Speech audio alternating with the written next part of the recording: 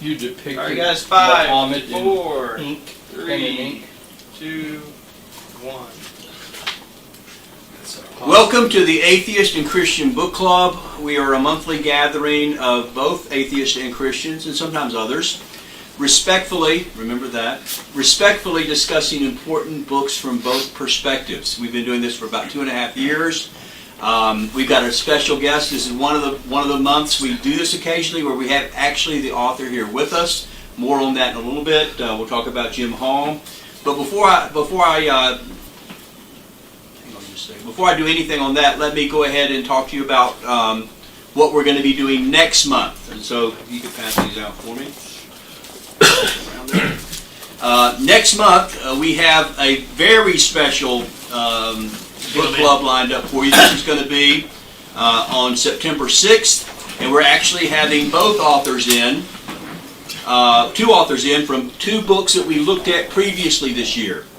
One of the books we looked at a couple of months back is The Christian Delusion by John Loftus. The other book we looked at is a Christian book, Stand Firm, co-authored by Travis Dickinson.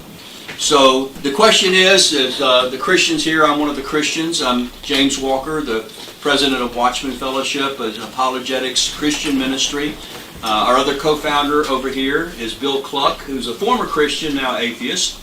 And so what we're going to be going back and reviewing and answering the question, should Christians go ahead and just give in and say, okay, Christianity is a delusion, John Loftus is right, or should we, as Travis Dickinson suggests, stand firm in our Christianity? Well, we're going to come back and re-explore that question and have both authors here with us. So we're flying in John Loftus from Ohio. He'll be here with us. He's also going to be speaking at UTA at the Maverick Skeptics Society, or Maverick Secular Society, rather. And we've got some others. He'll be a guest on the Atheist Edge podcast as well. There'll be some other things he'll be doing when he's in town. And Travis Dickinson has been kind enough to join us again. He was here a couple of months ago for the book club. And we're going to have a section where the authors ask questions of each other. But we also are going to be able to ask our own questions of both authors. We've never done that before. So I'm excited about that. But that's next month, September. This evening, we are looking at another book, Pulling Back the Green Curtain. The author of the book is Stephany F. Chase. Dr. Chase was kind enough to join us. Now, you ought to know that Stephany F. Chase is actually a pseudonym because there are some things in the book that could get you killed. Depictions of Muhammad, for example. And so... you just saw that? No, right? TJ just saw it. So what we're... He kind of makes a pretty woman, doesn't he? So what we... And the goatee gives it that je ne sais quoi. So actually, the actual name of the author, and he's willing to put his life at risk and let you know, his actual name is Jim Hall, and he is with us in studio, in the club, in person, author of the book. He is an atheist. He's the host of Atheist Edge. He is also a charter member of the Atheist and Christian Book Club. So I'm very excited to have Jim here, and we've been looking forward to this for a while. Jim, you wrote the book how long ago? Almost 6 years. Almost 6 years. So, man, I'm thinking it wasn't that long, but I guess it has been that long, hasn't it? I think in 2013, well, you can look in there and find out. I could be way off. Okay. It's your second book, though, right? Yes, second book, but I'm probably way off about the time I wrote it, and I'm going to be way off about a lot of the stuff that's in there. But you guys are going to make that painfully obvious in about 5 minutes. Well, let me just say, having read the book and all, there's some things that, in fact, like any book that you do, first of all, having written a couple of books myself, writing a book is the closest that a man can ever know to what it's like to give birth. I very much enjoy having written. I do not enjoy writing. So it's a long process, but you have this tendency, I think every author does, that's your baby we're talking about here. So it's one thing to attack my beliefs or attack my worldview or something like that, but when you attack my book, well, now you're messing with my kid there. So we do want to always be respectful of the Atheist and Christian Book Club, but especially when we're dealing with the club member. And what I want to do, and there is, and we've already talked about this, Jim and I have, there is, I think, some low-hanging fruit. Oh, yeah. Let's get that right out of the way. But I don't want to start with that. Okay. I don't want to start with that. What I want to start with, though, is I want to start with, first of all, let's get a room shot here. How many of us are Christian? Well, the Christians are heavily outnumbered. And is it something about the right side of the room versus the wrong side of the room? It must have been designed. This is the first time we've outnumbered you all. It's been close. It's been exactly even sometimes. It's been exactly even, but we've never outnumbered.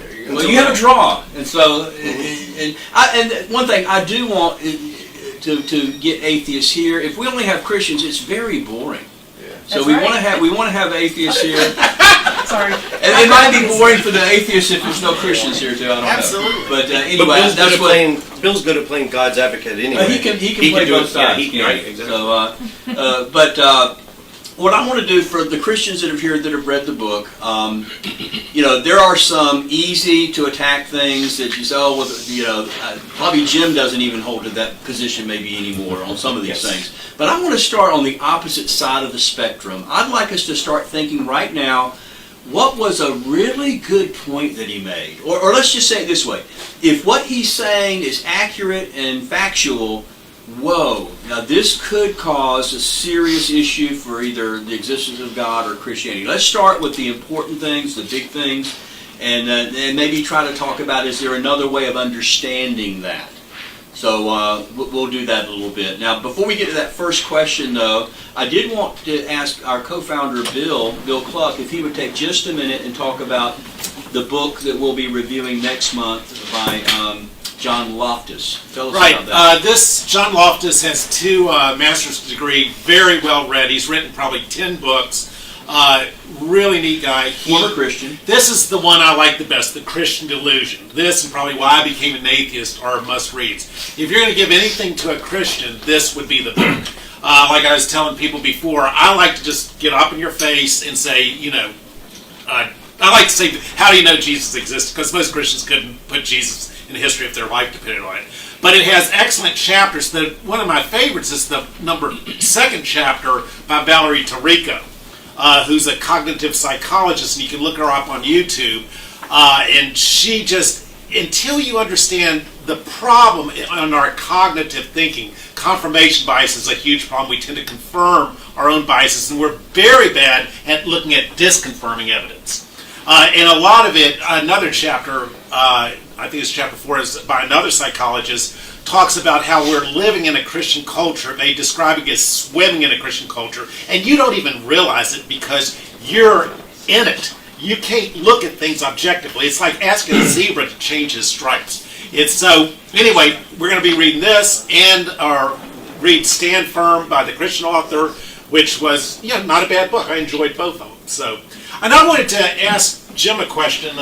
First of all, kind of an overall. Go ahead. I have a question on that one because when we had that before, you said we'd cover these 3 chapters, and neither one of them was the one that you referred to. And that's my mistake. Because the Outsider Test of Faith is a must-read because that's which would you like us to read for the next meeting? 2, 3, and 4 by the psychologist Vale Tudo and the Jason Law, or whatever his name is. Yeah, whatever. But those, because see, you can go. Christians have an answer for everything. Like killing the babies and the donkeys and all that. Oh, God's sovereign. Like if you're talking to a Calvinist, you're never going to win. They have an answer for absolutely everything. But anyway, we want to get back to Jim's book. Jim, consultants have a phrase, boiling the ocean, where you're trying to just accomplish too much, too broad a spectrum. Do you think Gish Galloping, kind of? Yeah. Yeah, Gish Gallop. Yeah. Yeah. So my question is, are you going to do another book? Not planning on it. Okay. The channels. I mean, we do 150 to 200 videos a year. We put out one every 2 days. So editing that. I thoroughly enjoyed the book, and I'm sure people here did. I didn't write either of those books because I wanted to write a book. It was rattling. Everything was rattling around in my head so much. I wanted because especially the first one. It's 25 answers to the same questions I get every time. Right. So if they ask a question, I just go, just read chapter 13. I'm just tired of explaining it. That's the only reason. This one's just kind of a fun bathroom reader. Right. I got kind of an opening statement before you ask your question. Oh, go ahead. But I'm going to be terse. It's a lot of stuff, but I'm just going to rifle through it. Okay. Thank you to everyone. And again, this is the first time we've outnumbered the Christians, which is awesome. That's all I wanted. And some of the new members, which are also members of my other group, the Metroplex Atheists, thank you guys so much. I'm going to make it up to you Wednesday. I've been misattributing a quote I always use. I always thought it was Winston Churchill. It was Woodrow Wilson. So I use all my brains and all I can borrow. So I'm relying on some of the big, Chris, I'm relying on you. If I stumble, you got to carry me. Okay, and I know these guys are brainier than Kurt Cobain's ceiling in his garage, if you know what I mean. Does anyone catch that? No. Anyone caught it? All right, sorry. So last month, just like James said, last month I asked you to find my good arguments, because admittedly, again, I wrote it 6 years ago. Brady and I have talked. He wrote a book a long time ago, and then he looks back on it and he said, you know, we've changed as people, you know, James as well. So there's going to be stuff in there. Right off the bat, I think I have, I kind of flipped through it. There's 700 things in here, so you can't hit it. And you guys are only gonna bring up 1/3 of it, the Christian ones. We're gonna agree on all the cult stuff and all the Islam stuff. So there's about 1/3 of it in the book. But try to find the strong arguments, if you can find one. There's a list of every god that was born of a virgin. Anyone see that one? That's fine. Was Mithra in there? I know that's wrong. Well, no. Yeah, I know. Romulus. Look up Zalmoxis, Zoroaster, Hercules, Genghis Khan. Some were born of virgins, and I will. We can talk about that one. But Mithra was not born of a virgin. Anyone that's seen Zeitgeist. So anyway, there's things that are wrong in there. Go ahead. All right, turn your Bibles to page 115, if you would. Or number? Oh no, I'm not done yet though. Okay, Let me get through. All right, so I'm sorry. So I'm just proposing this. If we do get on these three topics, no big deal. But there's 3 topics that I would like to avoid, not because I can't talk to it, it's just that we've beaten this dead horse in this group forever. Historicity of Jesus, the subjective versus objective morality, and I'm trying not to look at my notes, dating and authorship of the Gospels. So if we get there, that's fine, but just so you know, I'm kind of tired of talking about it. Yeah. All right, cool. So the last thing is, I propose that we have like a little challenge, a little friendly challenge. Contritions. Whoever can say you're right, you have a point, or I'm with the opposition on this one. If you can say that, your side gets a point, and we're going to add up the points and see who wins at the end. Because I'm a big fan of being honest, intellectually honest enough to change your mind. And the atheist, it's going to be 1-0 right now, because here's my public apology. Here's my public apology to Justin, because prior to this, I posted some scathing criticism of a Christian YouTuber, and I said that he was snarky and condescending. So Justin came back and correctly said, your book was the most snarky and condescending book I've read all year.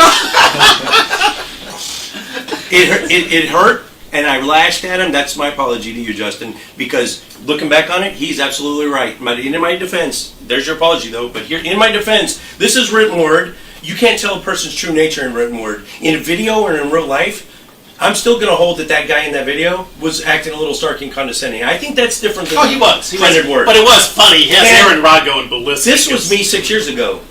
3. Point for me. Oh, it's 3 years ago. That's According to it. the book. And we're tied.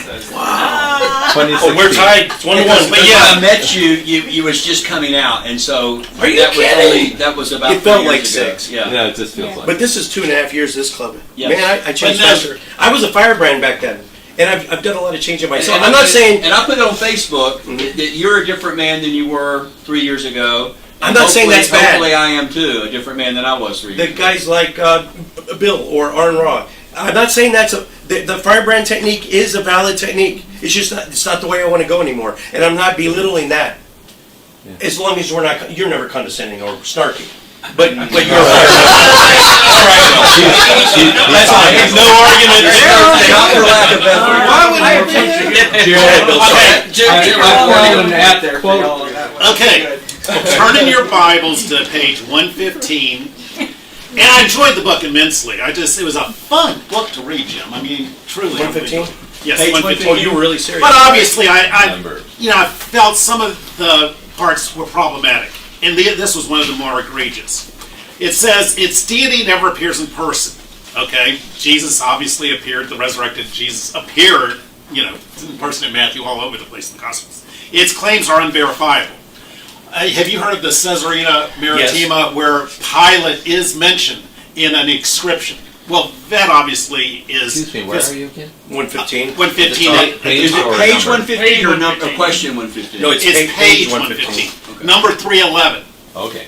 So, in the New Testament especially, you have lots of evidence for factual things. Like in Acts, you have like 50 islands mentioned. You have procurators mentioned. Okay, You so have you're facts. saying add divine, it's divine claims. It's claims of divinity. Yes, because It's supernatural claims are unverifiable. and in the Old Testament, Okay. now, true, the Old Testament doesn't get historical to David, but we do have evidence, inscriptions, where it talks about the house of David. That's why we believe the Old Testament does get historical at David and the Babylonian captivity. Nobody's objecting to that. So there's evidence all throughout the Bible. And I should have added on this list, its claims are unfalsifiable. That's a big one.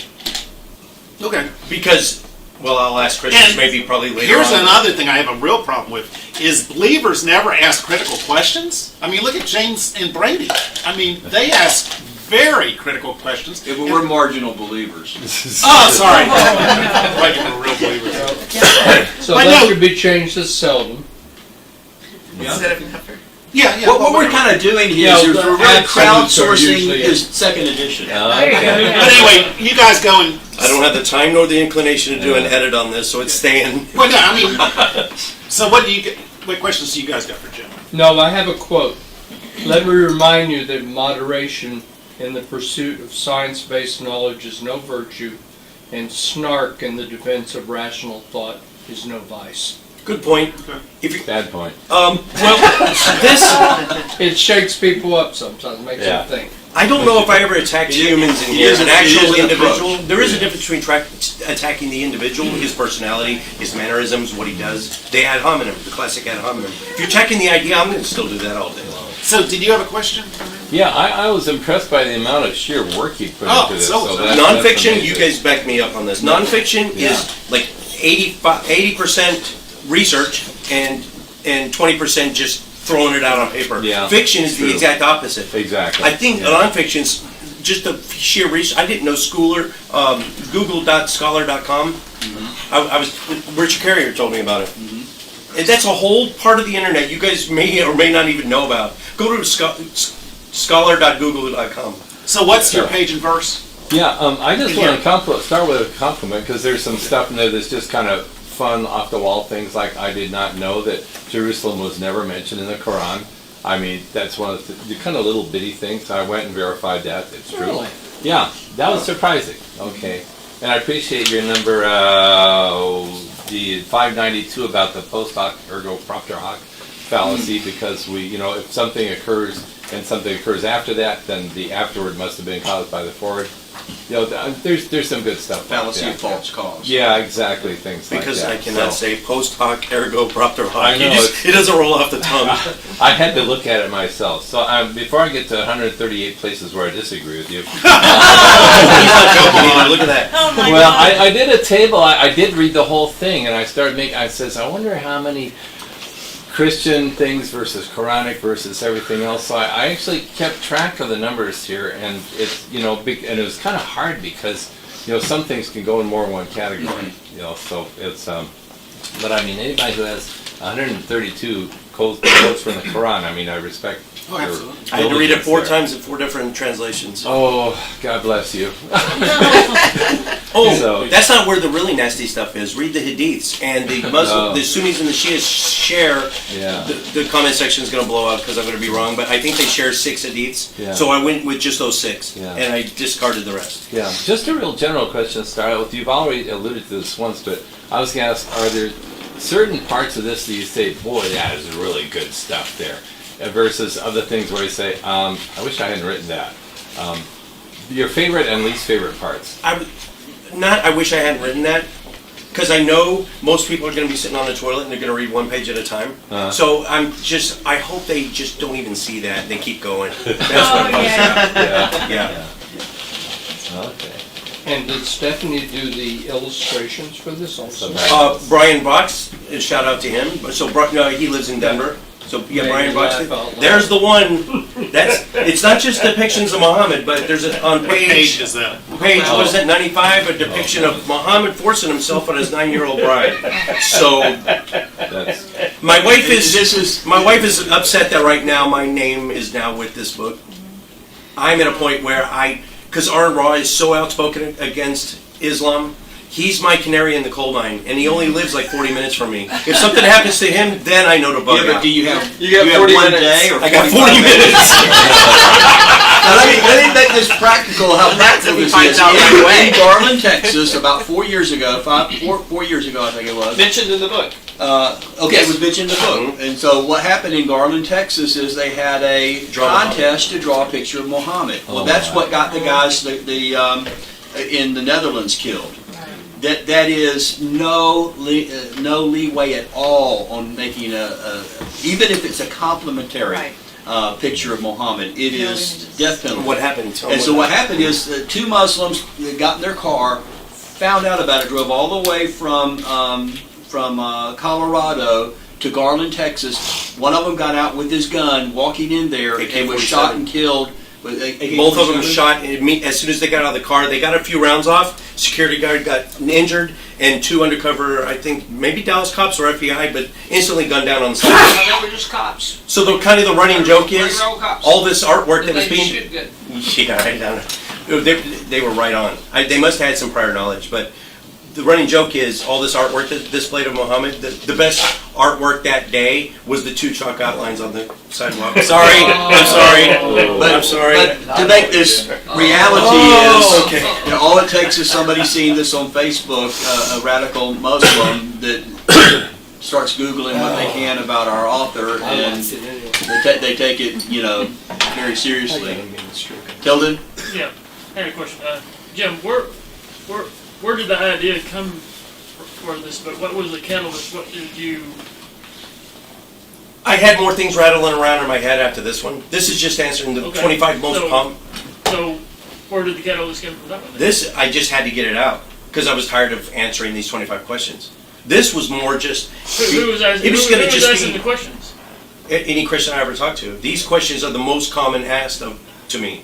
So I just get tired of answering them all the time, so I just wrote them out. Just answer them one time. And I edited it myself, so these 2 I'm going to give away to anyone who asks like the best questions. At the end, I'm going to give these away. But if you think this one I edited myself, it's got 31 typos that I counted, so it's bad. All I right. only found one in this one. Oh, really? Okay. I'd like to ask you another Esther question. only has 10 chapters. I hired an editor for it. If you turn to page 95, he talks about evolution, and he gives like 10 bullet points or 15 on evolution. But on scientific evidence for biblical creation, there's a big blank. That's Justin, that is Now- you were right, sir. I have With bullet points. I have studied the creation evolution controversy forever. When I was in Sunday school class in North Carolina, we're constantly given videos on creationism. And let me tell you, these are real doctors. One of them, Dr. Baumgartner, is an expert in plate tectonics. So these guys give tons of factual evidence. The problem is the 10% that they kind of fudge on that is false. But there's certainly, like for instance, radiometric dating. Everybody knows uranium turns into lead, rubidium turns into strontium. There's ways to measure. But we believe the radiometric dating, or scientists believe it shows million years of radiometric decay where your parent, like uranium, turns into the daughter, lead. But they believe that happened very fast in Noah's flood. So do you see what I'm saying? It's the interpretation. Scientific evidence is often dismissed by believers. Well, this is a perfect opportunity. I've never asked this of believers, but if you dismiss the scientific, well, let's just set that aside. Do you accept court precedent by judges who were appointed by Republicans like George Bush, like the Dover, Pennsylvania case? Do you think there was a conspiracy there, or why Behe and all the intelligent design, why they just got completely humiliated? Does court precedent play into it? Is that a factor? Court precedents? Court precedent. Precedent. Yeah, like the rulings in court Yeah. that Well, involve and you got a good point. 'cause evolution it- versus intelligence. It was a design. Republican. I would just appointment. say, historically the courts have been on both sides of a lot of issues. Dred Scott decision, courts can be wrong, they can be right, So I think But we it's have to obey the overwhelmingly laws, we in have to obey favor- the laws of the land. Right, the precedent, local, state, and federal, leans heavily on the side of natural selection being correct. It's the backbone of at least 24 independent fields of science. If it's wrong, like a lot of science goes away. Versus intelligent design, which it's obvious that it's just creationism with a new paint job. Are you saying that the court should decide our scientific view? No, and I'm saying, do you put any confidence in the court precedent? That they Does that change ruled your mind? against. Yeah. If science doesn't do it, Intelligent does court precedent sway you any? That's what I'm asking. I'm not familiar with the case. Well, I can tell you what Yeah. Stephen Meyer said. He said he's a big intelligent design guy, and he said what you get from this is judges shouldn't be ruling on scientific things because they don't know what they're talking about. So even though that was a Republican appointee from Bush that did rule in favor of against intelligent design in favor of the evolutionists, he wasn't evolutionist at all. He was conservative. But anyway, speaking of that, we had Frank Turk here, and obviously, the DNA evidence is a very strong evidence for creationism because it's not, and as Stephen Meyer said, it's not the chemical makeup of the amino acids, the cytosine, guanine, and so forth. Yeah. It's the order of them on the DNA structure. Remember when he was? Didn't you find that convincing? Yes, what? I'm gonna side with the Christians. Ooh, I get a point. I'm gonna side with the Christians here, because even if we give us all that, all right, take all that away and go back to the origin. If you don't accept that we all come from every living thing, plant and animal on Earth right now, bacteria, algae, microbe, all comes from a common ancestor. If you don't believe that, this all goes back scientifically to what's called abiogenesis. And there was that Yuri Miller. Yuri Miller. When was that? In the 70s? But that's problematic. Has it been recreated? Has it been improved? Has that experiment been improved? As far as I know, it has not.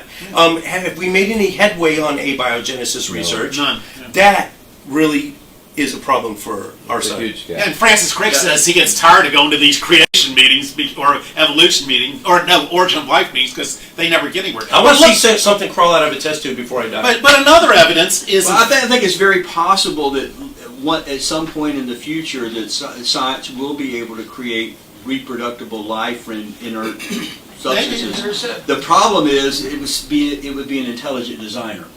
Because it doesn't just happen by accident. You would have to have the best scientists, better than we have now, working together for decades to be able to figure out how to do this. Would you agree, though, if they put the conditions of the experiment to mirror the conditions of a primordial Earth? They've tried that. Right, that's the Yuri Miller. Right. Well, you get a brown amino acid sludge, In with all the essence, building they blocks, would but they be can't go any further. mimicking the natural process, so they would have had a lot of hints. Exactly. They're not doing it from scratch. It is intelligently designed, But it but doesn't- if it mirrors what was naturally the case back then, Yeah. maybe there's... It's based Jim, on digging sorry. up a on lot. the trial The up Dover, in Pennsylvania, there's a good book on that which I read, and it was written by either I think the great grandson of Darwin, who's also a movie producer, and it just happened that he got interested in there and he went up and covered the trial,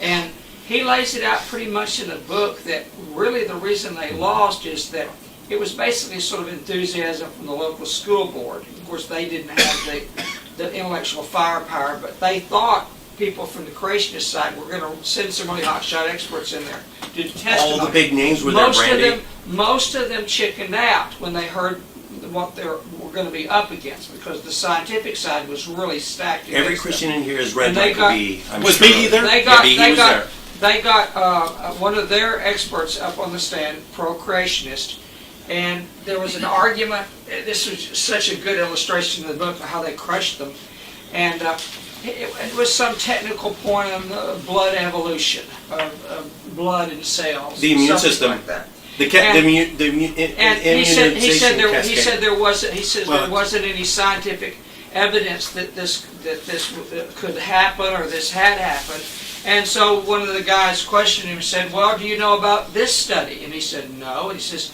this is a study laying out how it could be done. Do you know about this study? They started stacking up study after study. And to everyone, he said, no, I've never heard of this. Have you ever read it? No, I haven't read it. They stacked them up so high they couldn't see the witness hiding behind. Yeah, because so they creationists know what they're doing, and there's what's called the blood clot. Oh, there it is. Yeah. Blood clotting cascade. You have, when we see ourselves cut, you go, oh, well, we're good. But you don't know, why doesn't the whole body clot up? Because it's very specific, and there's like 13 steps where the prothrombin has to turn to thrombin, the fibrogen well, has they to... were arguing that there were no scientific studies on this, and they literally stacked up about 100. It's my understanding, Brady, that one of the smoking guns on the case was that that one of the textbooks, or maybe the main textbook involved, that was talking about intelligent design, that they had obviously caught them doing a search and replace off of an earlier edition where it said creationism, and they said they weren't, and they got caught. And so what they did is they did a search and replace, but there was a typo on it. And so one of the ones that was supposed to change had a misspelled word that had creationism as part of it. There's a T-shirt. It says "See Design Proponentsists." Yes. Because that was the find and replace. So they didn't even take the time to, read it. unfortunately didn't take the time to even proofread, and then to try to make the claim that this is something totally new, and no, it was the exact same textbook. The guy that wrote this book said he saw the lawyers for the creationist side and one of their experts sitting in a restaurant, just like literally crying in their coffee, and he said he actually felt sorry for them. He said this wasn't even close. This was they were crushed. I don't consider natural selection debatable, and the fact that believers hang on to a rejection of it. Have you heard of discredits on the stuff that we can debate about? But I'd like to get back. Mike's got so many. But I just What was getting presented on in the court, they were creationism crushed. thing. I just want to clarify that you can believe in creationism Yes. without believing in We've God. had Hugh Ross. Oh, absolutely, And you like can you said. Exactly. believe God designed and created the world and not reject evolution. Well, and there's the Cambrian explosion. That's where I am. I don't reject Francis science. Collins is the one that was really the leading Christian in that area. He was the head of the Human Genome Project. Yeah. He's a believes that God created all things and believes in God, but he totally believes in probably every aspect of evolution that you guys would. So, Cynthia, You can also believe that maybe we were created, but it doesn't have to be a God. I mean, Aliens, maybe? well, I'm just saying. I mean, there's so many things we don't know. I mean, I can just say I don't know. but Jim, the Cambrian explosion, are you familiar with that? Oh yeah. Where every major phyla just suddenly appears without any precursors. Yeah, So- it's like a 20 million year. Everyone thinks the Cambrian explosion was a day thing. No, it was over the course It of is 20 million years. Yeah. And you're right. Creations have a tendency to overstate Geologically, it things. happened on a blink of an eye. But it's still, I mean, where did those major phyla come from? Also, the things that predated the Cambrian explosion were the sort of creatures that weren't good at leaving fossils. Except trilobites. They got something love trilobites. that was bigger and had bigger Yes, bones. very It was just big. easier to get a fossil True. organ than what came before. That was very small. It's hard to get a fossil from bacteria or whatever. You know, one of the things, Michael Behe's latest book, which relates to your question actually, because he said, his original thing is here's this, remind me of his phrase. The bacterial flagellum. Yeah, but there's... Irreducible okay. complexity. Right, yeah, irreducible complexity. Yeah, And because he you says- have this the thing with thing 40 is- different parts. Sure, he's... with- Right, and the Here we thing go. is, none of them work independently. They all have to be together in But you order know to about get the type anything like that. type 3 secretor. And the thing It's is, form he bearer. has come out with that in his latest book. He says, I've looked at everybody since then, and he's been attacked up and down, left and right. But he says nobody has ever really given a plausible mechanism for getting. Well, like Jim said, the type 3 secretory system was co-op. You could have that and So- co-opt. It worked beautifully. It just did something completely But different his than thing the is, flagellum. he's saying people can say, well, it got from here to here, and it's like a just so story, and nobody's ever given a detailed response to any of his original. Again, you are aware Yeah. that it didn't go from this and then next generation it was the secretor. Right, I so mean, you have we're to still go through talking steps, over. yeah. There's Sure, but the there's thing is, probably you'd 3 or have to 4 give- speciations between Yeah. those. Sure, the thing is, nobody has ever given a plausible mechanism for getting from there. They say, let's imagine and they just leave it like that. Natural selection mutation Yeah. is the engine that Yeah, drives. but see, if you're a natural professional selection. biochemist like this guy is, and he's still teaching at Lehigh, getting good student reviews for his courses. By the way, I just happened to look it up. That they say I don't like what he is, but he's a good teacher. But the thing is, if you're going to be something like that, you need to propose and test something, and that's the part that's been missing. That's what reminded me when you said, "Here's, have you read this? Have you read this? Have you read this?" And the thing is, he has read a lot of stuff, and nobody's really. Fortunately directly for their addressed this side, stuff. that expert hadn't read Yeah. any. He was Yeah. a weak Yeah. expert testimony. Sure. They could have Yeah. perhaps done better Yeah. if their experts hadn't have cut and run. Yeah, They didn't. I They suppose. weren't up for the fight. But Yeah. I think One that the thing- earlier one- question, though, I is the felt sorry courts for have the school been board because on they both were just sides of calling- issues historically calling over them the out. slavery, the Yeah. Dred Scott decision, the Supreme Court. They were just wrong. Yeah. So it kind of depends on when you want Yeah. to pick the court. And you know, You can- him being a Bush appointee, he might have been predisposed to be Could more be. overboard to go the other way, Yeah. to be One more. thing I'd like to bring up, this latest book is actually relates to the one he once made about the famous "I is badly designed" argument. Oh yeah, let's talk And- about that. Okay, well, the recent science says, there's part of the thing is there's this layer of cells and you don't have the receptors. There are recent discoveries that you have, in essence, fiber optic cells, with things like that. So the light goes through that with these fiber optic cells. This is fairly recent discovery here, and it hasn't made the rounds of the popular stuff. But the thing is, some of these criticisms are out of date now.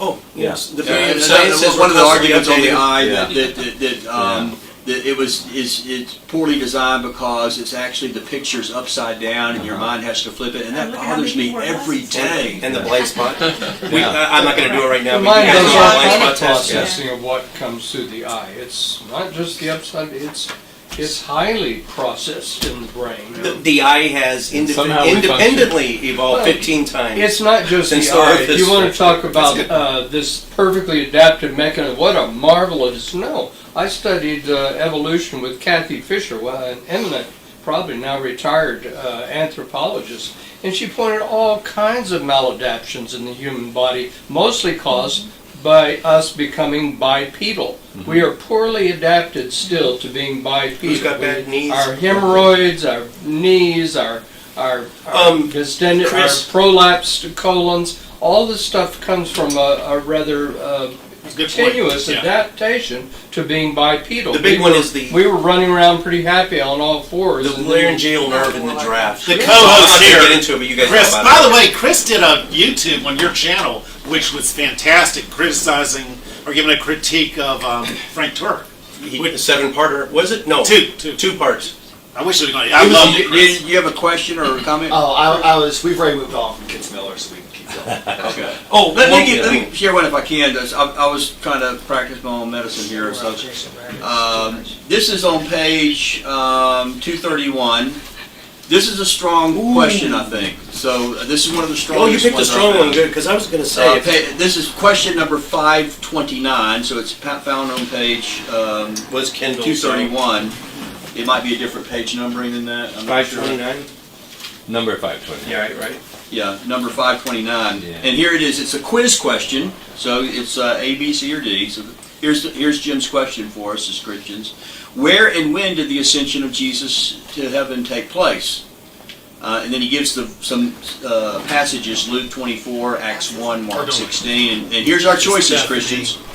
Did the ascension of Christ take place at Bethany on the same day of his resurrection, or B, Mount Olivet 40 days after his resurrection, or Galilee on the same day as his resurrection, or somehow all of the above? Now what you're dealing with is 30. Okay, you're talking about a 30 or 40 day difference, whether it was the day of his resurrection or was it 30 or 40 days later. But you're also looking at a 60-mile difference. So you're more than 60 miles from Jerusalem, maybe 70 miles to So do Galilee. you have an answer to that? So I want to hear what if we have some Christian possible. So here's why I think this is good. If if they couldn't get the ascension right, and this is wrong, it would call into question, I think, it's logical to call into question the other things they're telling us about the resurrection, let's say. So, Good point. was there Alright, you get a confusion point. on this? Oh, I get a point. And why is the kingdom of God in the sky? So do you know the answer, Jim? Well, I want to hear the Christian answer first. So, I'll jump in on this one. First of all, Bethany is on the northern slope of the Mount of Olives. So Bethany, to say Bethany and to say Mount Olivet, Cool. you're talking about the same place. It would be... You're halfway home. Yeah. Now, as far as the misunderstanding or the idea with Galilee, same day as the resurrection, I think we can go back into the passages, and I have a couple up here that... I can't walk 60 miles in a day. So they're just the walking. Well, yeah. a part of it, we'll address that too. But let's look at the verses. Yeah, Luke 24, so these are your verses. And he led them out as far as Bethany, and lifting up his hands, he blessed them. While he blessed them, he parted from them and was carried up into heaven. And they worshipped him and returned to Jerusalem with great joy and were continually in the temple blessing God. So this is Bethany. Is that after the verse about Galilee? Luke goes from Emmaus to this verse. So we're not certain how much time has taken place. Is this But it happening? speaks nothing to meet me in Galilee, and that's where I'm going to fly up to heaven. He told his apostles. Yeah. Okay, sorry. We'll get there. All right. And then, so the other verse you mentioned was Acts 1. In fairness, you missed it by a couple of verses, but I got you taken care of. But beginning in verse number 9, and when he said these things, as they were looking on, he was lifted up, and a cloud took him out of their sight. And while they were gazing into heaven as he went, behold, two men stood by them in white robes, and said, Men of Galilee, why do you stand looking into heaven? This Jesus, who was taken up from you into heaven, will come in the same way as you saw him go into heaven. So this is your passage where you're... Oh, here, let's go to verse 12. Then they returned to Jerusalem from the mount called Olivet, which is near Jerusalem, a Sabbath day's journey away. Now, this is the one where you're saying, well, men of Galilee, are they in Galilee? They're just, all the disciples were coming from the region of the Galilee. You're saying that when Jesus said, meet me in Galilee, they were already in Galilee? No. That's not what I'm saying at all. That this passage is solidifying that they were there on the Mount of Olivet, Mount Olivet. Oh, okay. But they were men of Galilee. But they were men of They were Galilee. born from there. They were from Galilee. Can we go back to the actual... Let me finish up here, because Yeah. this came up, because we've discussed this before, because it came up with, who was that? Ken brought it up one time. That Ken and him have had long discussions. Got it. And then your other passage you brought up was in Mark 6:19. It says, So then the Lord, after he had spoken to them, was taken up into heaven and sat down at the right hand of God. And I believe this one also is one where where I think that you were saying that, no, this is just the next day after he receives it. And I think that part of this could be worked out by looking at the resurrection appearances. So, for example, you have, the Bible says that there's 40 days from the resurrection to the ascension. Okay? Now, if you walk through each of the passages in the Gospels, this is what you find out. On Sunday, you have the visit to the tomb, the visits to the tomb. There are multiple recorded. You have the guys walk into Emmaus. You have the reports from the disciples, and then you have Jesus appearing to the disciples, but no Thomas.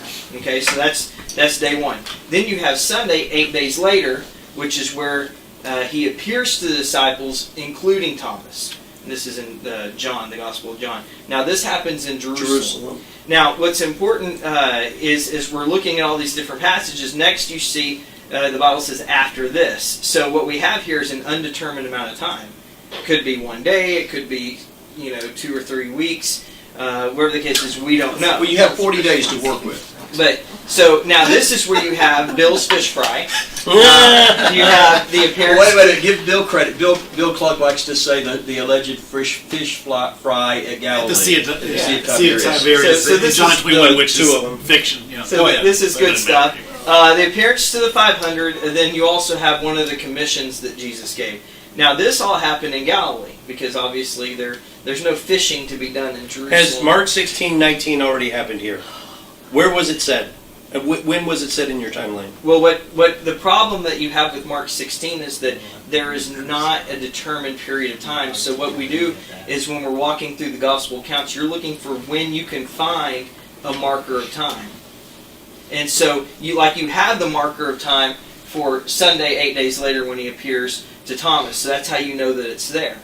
We know that the Passover was when Jesus was crucified, and exactly 40 days later is the Ascension, which is the. So Jesus never went to Galilee. No, he absolutely did. He went to Galilee right here. But we don't know if that was a But week he came later. back to all of it and then ascended? Yes, Okay. and we're going to get there, don't worry. All right, now next you have, then he said, and then you have, and again, another undetermined period of time. You tell him, you get the command to stay in Jerusalem, and you get another commission. Now, now this is obviously happening in Jerusalem, but you're saying, okay, well, why would you have this, then he said, after this? Well, obviously it fits my argument better, right? Oh, Just a joke. Well, the reason why comes from Acts chapter 1 and verse 5. And in this passage it says, after his suffering, he showed himself to these men and gave many convincing proofs. So many convincing proofs means that there's going to have to be multiple showings of himself to prove that he is resurrected. That's one man saying many convincing, so it's not even, Well, he's reporting Right. the history. It's like seeing the 500. It's just one guy talking about 500 witnesses. Yeah, but that's only It's one. not 500 witnesses. Yeah, it's But you're only basing one. your argument. We're just trying to determine the Yeah, timeline. you're looking at a All right. timeline. And then, like I said, he appeared to them over a period of 40 days and spoke about the kingdom of God. On one occasion, while he was eating with them, he gave this command, do not leave Jerusalem. Now, we could get deep into the Greek in this, but I don't think anybody here really cares about it. But the phrase, while he was eating, is determining a longer period of time. This wasn't just one of these in and outs like we had the first day of the resurrection, or 8 days later where he's in and out. And it says, but wait for the gift of my Father promised, which you have heard me speak about. For John baptized with water, but in a few days, and that's the important part, you will be baptized with the Holy Spirit. Well, now the question we have to ask ourselves is, what's going to happen in a few days? Well, after his ascension, you have the day of Pentecost.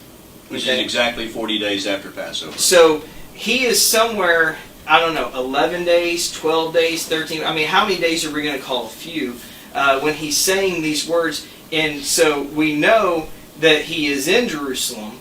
We know that all this is happening in Jerusalem. He's saying in just a few days. So, 12, 13 days, you're going to see it. So when you piece all this together, it's pretty obvious that he was in Jerusalem. He goes to Galilee. They're in Galilee for an undetermined amount of time. And then they come back to Jerusalem and he gives his final commandment. I still have a problem with this. Okay. Sunday is the first appearance without Thomas, right? Mm-hmm. Okay. Well, then how could 8 days later still be Sunday? Another Sunday. Wouldn't it be Monday? No, because he rose from Sunday to Saturday, 7 days. The 8th day would be Sunday. Oh, that's So you have okay. Sunday, Monday, Never mind. Tuesday, Wednesday, Thursday, I Friday, retract Saturday, that. Sunday. Ooh, did I get a point for that? Or? You get a provisional point. Only because I need to go back and read Mark, and since Mark is 20 years older than Luke, I'm going to go with what Mark says more than Luke. Oh, Acts, sorry. And, which you don't agree with anyway. And there's one other contention I have, but I'm going to have to... We're not going to talk about the dating of the gospel. I'll give you my That was Mark. off limits, Nobody, I You don't get a think anybody provisional point, disagrees that No, it's Mark very is- strong. And I'm going to go back and... I want to go back and read that whole last chapter of Mark. Yeah. And by the way, What I like about this, though, is that is an issue that is a good issue. I mean, this is make it or break it for Christianity, I think. If you could successfully prove that the witnesses, the gospel accounts, could not get right when the ascension took place or from where, and it's not off by a couple of blocks, 60, If you're saying it was a 60 slam miles, dunk, there was 70 no... miles. Yeah. Yeah, man, if this can't be resolved, I think it is serious. It's a serious Well, why problem. would for it be Christianity. that serious? These were guys writing these accounts from word of mouth long after the events. We said we But if were the not going to greatest talk about thing the that's... dating of the If gospel. the biggest thing that's ever happened in your life and you couldn't get the time and the place right... Yeah, but that's 150 years later they actually put this stuff down. No, it's 40 years. Well, The of Gospel wait a minute. Mark is 65. We said we weren't going to talk about dating the gospels, but what day would you get to Mark right now? 65 to 70. They were And Jesus died around 33-ish, so I can... That's why if you're going to take these guys on, you better know your facts. Yeah, I'll well, tell you. 40 years is still a long Yeah. time. Yeah, that's true. Right, Jim? Okay, that'll be arguable. Let's not go down that rabbit trail. I'm saying a different generation, right? These guys weren't there. They were. Any other questions? I just wanted to clarify, if his date is right, That though, they were that's when there. it was written down. And Doesn't I- necessarily mean. And I get- that they're recording. I Right, get, yeah, you have an oral tradition. That's nothing wrong with that. I'm going to give James a point too for saying I'd say that they did it with if Cliff this Notes just later. these three passages do check out, that would be very. Well, it's a Troublesome. valid Right. issue to Yeah. raise. I see your point. You got a good point. I thought that was one of your best ones, because what happens is you do have to spend time studying your Bible, because whenever I first ran across this one, I think this is a very valid point.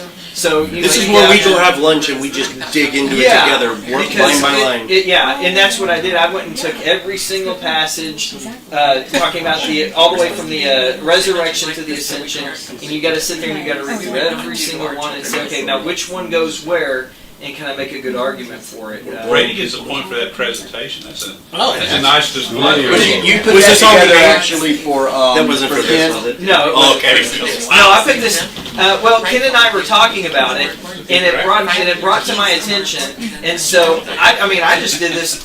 I didn't think anybody would ever see this, to be honest with you. And so I just sat there. It was one night, and my wife's already fallen asleep, and so I'm on my iPad, hoping that the glow of the screen doesn't wake her up. It's really solid. But if I can place Jesus in Galilee during the ascension, Yeah, I think that is a Game over. I think it's a massive. we'll find out. Both can't I'll- be true. That's, Right. You're Yeah. right. Both cannot be true. Yeah. Okay. Anyone else? So all of the above is Chris? definitely not. Good. Would you be willing to post that on the Facebook group? Yeah, sure. I just want to point out, if you believe Jesus could go up to heaven, you could probably believe he went from, Galilee to some other place. Yeah, but his apostles, unless he can teleport his apostles too, because that's a 60-mile walk. Yeah. And in the Bible, it said, "Come meet me there." That's true. I guess If there's no, my if there's push on that no, is the Bible doesn't say that there was any kind of supernatural jumping. no. And And you're saying that it might have been not in one God day. can do miracles. Well, I was just kidding. There's definitely. So I'd have to put Jesus' ascension in Galilee within it on the day of the resurrection. Yeah. It'd have to be the same day. Yeah. Yeah. I don't know if I can do that. We'll see. But that's what's good about you guys, is you all went over the birth narrative in Luke. Remember, you guys went back and forth? Yeah, Jim and I spent. And I think you conceded a little bit, didn't you? Yes. Oh yeah. Which is great. Brady has changed my mind more. Do you want to know all the things he's changed my mind on? Wow. The Greek pistis. Oh, yeah. You're right. I'm not going to get into it, but I thought faith was without evidence, and he kind of clued me in that it's always been, there's been a certain amount of, it's more trust than it is hoping, right? Yes. And then Isaiah 45:7, that was you, James. The word for, it's darkness, not necessarily evil, because I said, well, God's... Calamity. Yeah, calamity or darkness, right? Is it calamity? Yeah, it might be darkness too. I created the light and the darkness, or I created good and the calamity. Yeah. Which, atheists are Is fond God of the saying. author of evil? We're KJV always, says evil. atheists always found Isaiah 45:7 saying, God's responsible for everything because he created evil. He created Satan, and he said in Isaiah 45:7, he created all the evil. He let it happen. So, yeah, so you kind of got me. And of course, the 10-year date gap, we won't go into it again, but from the time King Herod died in 4 BCE, and when Quirinius became governor of Syria in 6 CE, there's a 10-year date gap. Jesus was supposed to have been born sometime while he was still king and he was governor. But he showed Brady me found the inscription. He showed me some artifacts. And Well, I found the guy who found the inscription. You know the guy that knows the guy. Okay, good. Brady went to Jerusalem. Actually, Syria, Antioch. Now, little commercial. We are taking an apologetics trip next June, is it? Yes. To- No, May. May to Israel. Special discount for any atheists. We'll get you a special discount. You can go over there. Are you really? Yeah. And so we're going to do an apologetics trip. And some of these issues, to be honest with you, this wanna came go up. there. We talked. Brady talked about this. Have you been? Having been there, like the Mount of Olives and Bethany, and when you've crossed the Kidron Valley and walked up on the hill and you've seen it, it just makes sense. You don't have to do the research. It all makes sense to you then. But For are some there- of these things. Can we go visit all 3 of Jesus' tombs? I think there's only 2. There's 3 there. Yeah. Well, let's Might go be a see all Muslim. 3 of them. And then we flip a coin. If there's only 2, we can flip a coin. You don't have to flip a coin. We'll let you know. That was snarky. I'm sorry. Yeah, that was funny. I've got some more, but does anybody else have a strong one, like an example, like, wow, this one made me scratch my head as a Christian? For me, Yeah, I do. Well, you're not a Christian, but we'll still hear it. for me, no, you go. You No, go. he said Christian. I'm sorry.